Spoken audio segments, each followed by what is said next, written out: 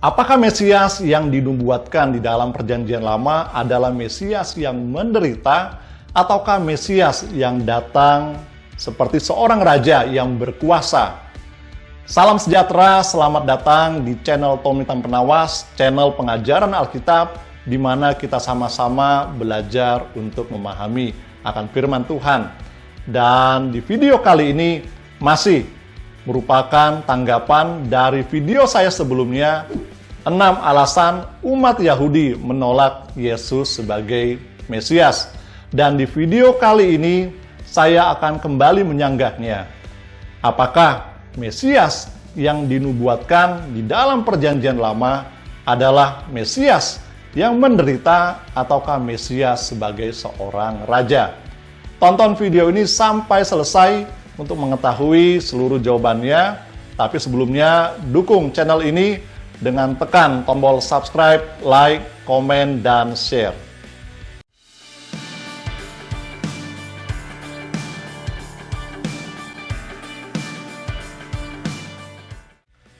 Menurut umat Yahudi, Mesias yang akan datang tidak mungkin menderita. Mereka juga meyakini Mesias haruslah seperti Raja Daud yang memiliki kekuasaan di tangannya. Pertanyaannya adalah, apakah benar demikian? Untuk menjawabnya, kita perlu mengetahui ada 2 gambaran Mesias di dalam Perjanjian Lama. Gambaran pertama, Mesias digambarkan sebagai seorang yang menderita, ditolak, dan mati untuk menebus dosa umat manusia. Ini adalah gambaran Mesias yang datang 2000 tahun yang lalu dalam pribadi Yesus Kristus. Gambaran kedua, Mesias yang akan datang digambarkan oleh umat Yahudi seperti seorang Raja Daud yang datang dengan segala kekuasaannya. Oke, baik, kita bahas gambaran pertama terlebih dahulu. Ada beberapa ayat di dalam Perjanjian Lama yang menubuatkan bahwa Mesias yang akan datang akan menderita seperti di dalam Yesaya pasal 53. Tapi saya hanya akan membaca ayatnya yang kelima saja. Tetapi dia tertikam oleh karena pemberontakan kita. Dia diremukan oleh karena kejahatan kita. Ganjaran yang mendatangkan keselamatan bagi kita ditimpakan kepadanya. Dan oleh bilur-bilurnya kita menjadi sembuh. Tafsir Matthew Henry mengatakan ayat ini bercerita atau berbicara mengenai penderitaan Yesus dan pengorbanannya bagi manusia yang berdosa. Sebenarnya tanpa tafsir sekalipun kita dapat memahami keseluruhan dari Yesaya 53 ini adalah mengenai kedatangan Yesus dan pengorbanannya bagi manusia. Tapi teologi Yudaisme berkata lain. Menurut mereka, umat Yahudi, mereka menolak gambaran Mesias yang menderita. Sehingga hamba yang menderita di dalam Yesaya 53 ini ditafsirkan bukanlah Yesus Kristus, melainkan bangsa Israel yang menderita akibat dosa kesalahan mereka. Seorang apologet Yahudi yang sangat terkenal, Rabbi Tovia Singer, ia juga mengatakan hamba yang menderita di dalam Yesaya 53 ini adalah bangsa Israel dan bukan Yesus Kristus. Tapi yang menarik bagi saya, di dalam Yesaya 53 ayat 9 mengatakan, orang menempatkan kuburnya di antara orang-orang fasik, dan dalam matinya ia ada di antara penjahat-penjahat. Sekalipun ia tidak berbuat kekerasan dan tipu tidak ada dalam mulutnya. Kalau hamba yang menderita di dalam Yesaya pasal 53 ini adalah bangsa Israel, yang menjadi pertanyaan saya, ayat 9 tadi adalah, apakah Israel tidak pernah berbuat kekerasan kepada sesamanya? Dan apakah Israel tidak pernah menipu sesamanya? Atau tidak pernah menipu Tuhan lewat sembahan yang mereka sembah? Tidak ada manusia atau bangsa yang hidup tanpa dosa. Dan menurut kekristenan, hanya Yesus yang tidak berdosa. Karena itu Yesaya pasal 53 ini ditafsirkan adalah nubuatan mengenai Yesus yang tidak berdosa namun menderita bagi umat manusia. Sakaria 12 ayat 10 juga mau menambahkan bahwa Mesias akan menderita karena tertikam oleh bangsanya sendiri. Ini adalah gambaran pertama. Mesias digambarkan sebagai Mesias yang menderita. Gambaran kedua, Mesias digambarkan seperti seorang raja dengan segala kekuasaannya. Gambaran Mesias seperti ini lebih ditekankan oleh teologi Yudaisme. Ada beberapa ayat yang menubuatkan gambaran kedua ini, seperti Yeremia 23 ayat 5. Sesungguhnya waktunya akan datang, demikian firman Tuhan, bahwa aku akan menumbuhkan tunas adil bagi Daud. Ia akan memerintah sebagai raja yang bijaksana dan akan melakukan keadilan dan kebenaran di negeri.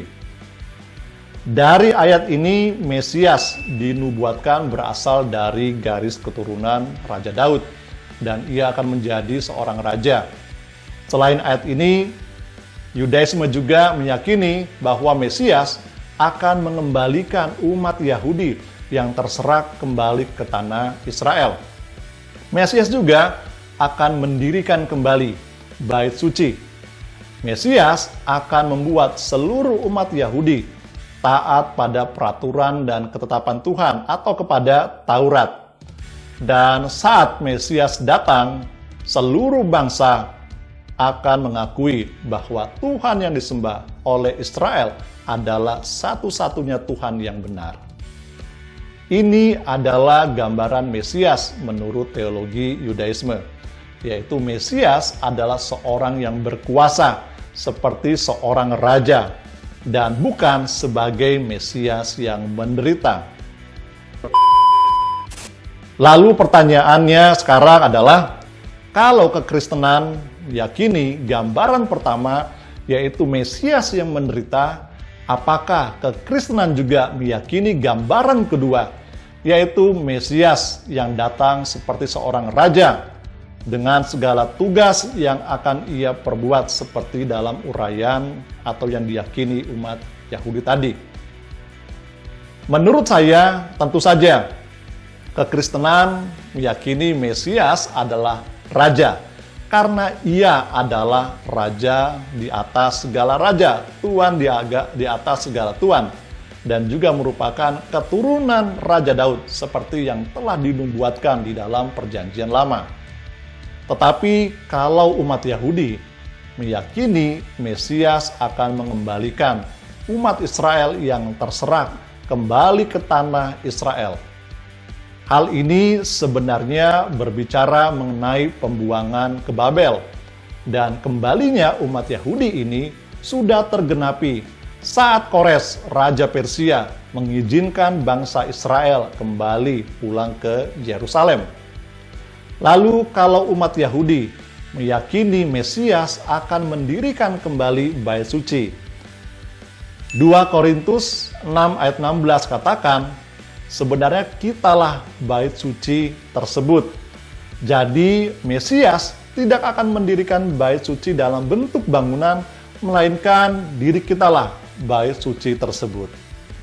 Kemudian kalau dikatakan kedatangan Mesias akan membuat umat Yahudi menjadi taat pada Taurat, sebenarnya Yesus telah mengajarkan firman Tuhan selama sekitar 3 tahun pelayanannya, tetapi banyak dari umat Yahudi yang justru menolak untuk mendengarkan apa yang diberikan oleh Tuhan Yesus.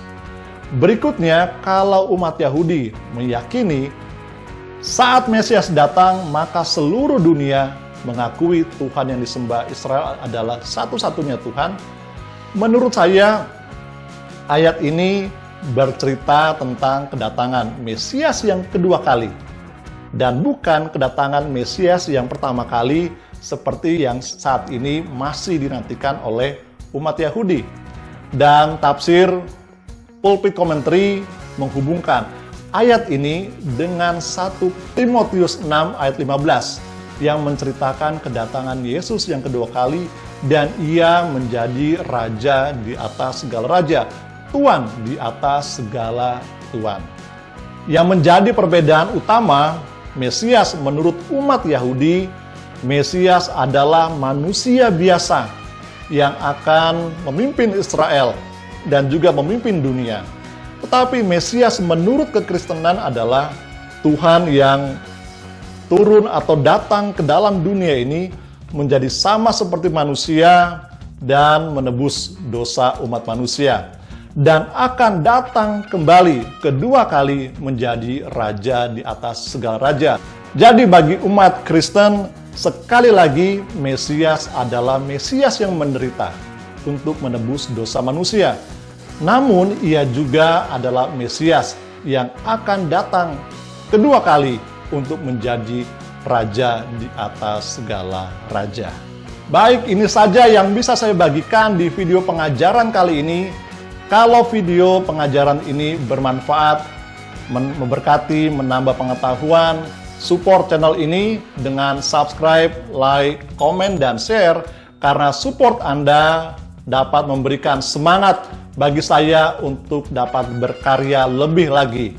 Terima kasih sudah menonton video ini sampai akhir, sampai selesai, dan jangan lupa untuk menonton video-video saya lainnya. Dan saya Tommy Tampenawas, Tuhan Yesus menyertai kita selalu.